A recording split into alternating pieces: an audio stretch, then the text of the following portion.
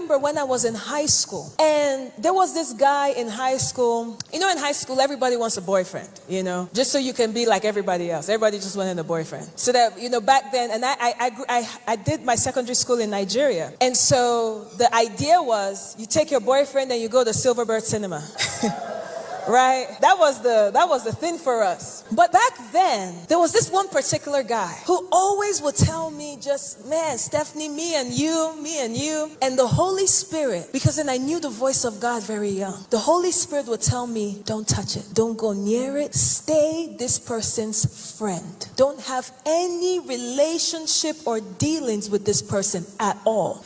And it was so now here's the interesting thing. No, let me tell you this story. Let me give you my life a little bit. There were other people that, there were some instructions that God gave me very young, that I abided to. There were things, even as a child, he's like, hey, wait till marriage. I said, all right, all that stuff. But even when it just came to dating, there were people, this is why you have to be so dependent on the voice of God. There were other people that the Holy Spirit didn't have any problem if we went to the movies together, if we took our time to go to silver bed together. But this particular guy, and the guy was persistent.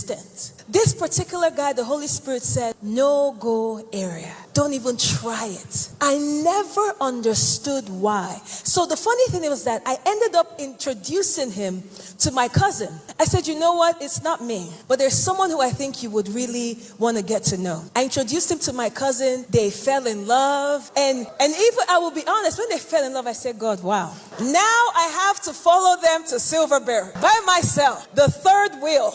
I never understood why God said that. Years later, this same individual also lives in the state I live in the U.S. We're friends. It was always we have a beautiful friendship. It was always very platonic. When I met my husband, do you know that him and my husband were friends? Now, men are very territorial people. Women, we may have some integrity issues sometimes, but men are very territorial. If a man knows that his friend dated you, that's it. He's like, oh yeah, no. When we were talking about life and different things, and then one day when the name came up, and I'm like, wait, do you know this person casually?